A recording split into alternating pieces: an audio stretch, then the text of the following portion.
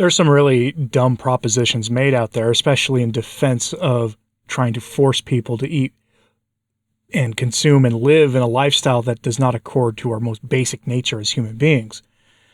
There's a lot of really dumb assertions made out there, including the idea that we associate eating meat with masculinity and plant-based diets with femininity. There's a reason that people come to this conclusion, but this defies the larger historical view of human beings.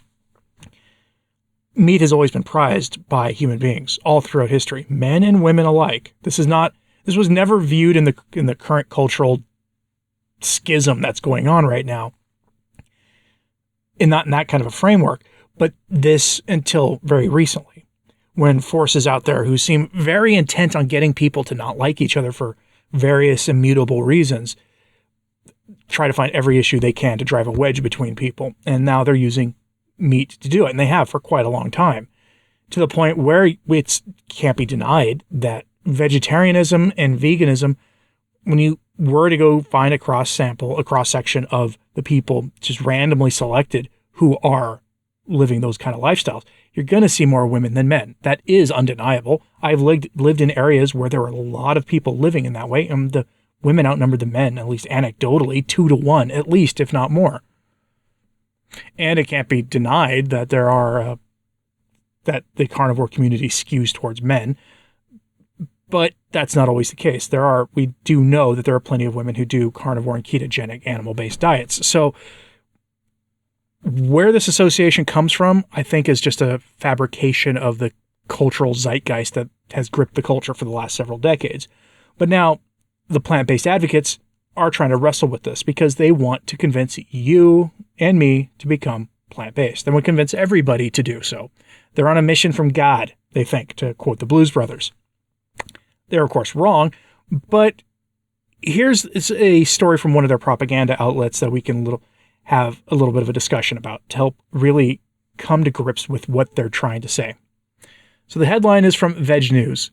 Does vegan food need to be, quote-unquote, masculine to attract men? New research investigates.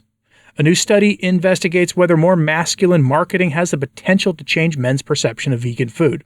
I think this is an interesting and potentially dangerous thing they're doing, dangerous for us, because there are a lot of people who have had their perception of everything warped by the zeitgeist of the culture who will be susceptible to this.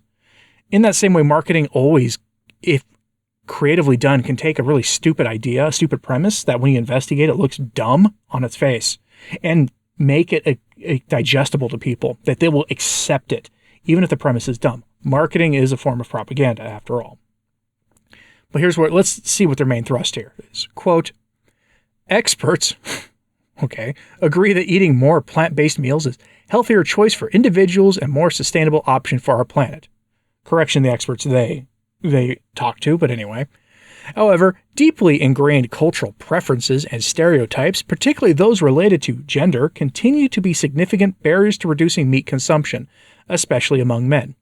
A recent study published in the research journal Frontiers in Communication sheds light on these challenges and explores the potential of marketing to transform perceptions of plant-based foods, potentially encouraging more men to embrace this dietary shift. Traditional associations between meat consumption, strength, and masculinity have often pigeonholed plant-based diets as more suitable for women than men. In fact, a study published in the journal Sex Roles earlier this year found that men who identified as more masculine were associated with a lower likelihood of reducing their meat consumption or considering veganism. End quote. Just point out the elephant in the room here. It's a little odd that they're looking to gender science journals for cues about diet and nutrition, but here we are. Maybe that'll show you how much of a shaky footing they stand on when it comes to going after the proper human diet. And I'm going to address something here. Have you noticed in our space that some of the more successful advocates for any variation of an animal-based diet often are the women in this space? It can't be denied that Steak and Butter Gal has had a lot of influence in the carnivore world. She has brought a lot of people into it.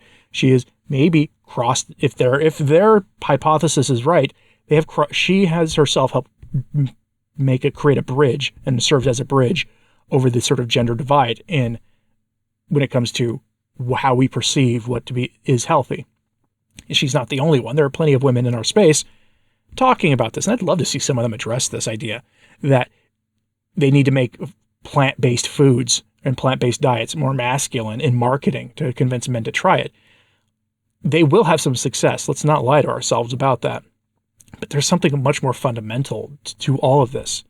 We do know, it's widely known, and it's to the point where it's a cultural stereotype where men who are on plant-based diets don't have as much body mass, don't have as much muscle. They're often overweight.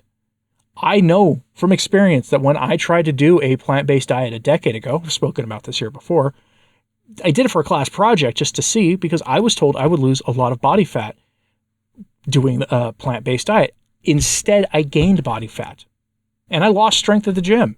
I had every negative outcome that we associate with that, and that's why I didn't do it. And that might be why men don't do this. It's not because it's a masculine thing. It's because we know that we can't maintain the body mass we need for the activities we like to do. I like to go to the gym and bench press and do curls and deadlifts and all the rest of that stuff, as well as some cardio. And I can't do that on a plant-based diet, but I can do so on an animal-based diet. But marketing is a wonderful thing, and they will definitely convince some people to make a bad choice here. I'm curious, though, do you think that that's true? Because, again, we live in a very, everything is marketed towards us using the techniques of consumerism. Everything is. Politics, cultural stuff, everything. Not just what car you should buy. Everything. Do you think it'll be effective? Let me know in the comments. They tell us that meat is marketed as manly. That's news to me. And that it's beginning to change because more men are foolishly seeing that plant-based diets aren't a threat to their masculinity. Is that actually true? Is that actually true? It's an assertion they make, but they don't really back it up with anything that's that remotely plausible. Are more men seeing plant-based diets as conforming to their notion of masculinity, or is their concept of masculinity being changed? I think it's the latter, actually, because we do see a lot of some of the really hot button debates in the culture right now are about that topic itself. I don't know. What do you think?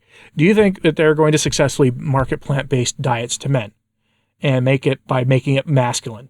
Bringing to mind the old Hardee's and Carl's Jr. commercials from the 90s and early 2000s, where there were, beautiful, barely dressed women eating cheeseburgers. Clearly, these are women who probably didn't eat many cheeseburgers in their life, but they had those commercials where they were eating the cheeseburgers and looking sultry, and they're iconic commercials from that period because they left a mark.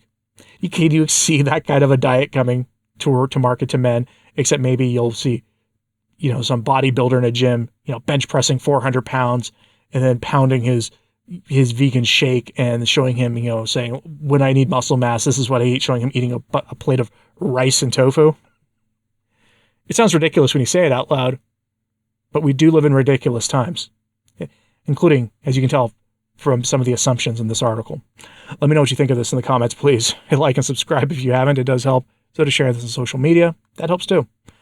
I'm Anthony Stine, the Practical Carnivore, and thanks for tuning in.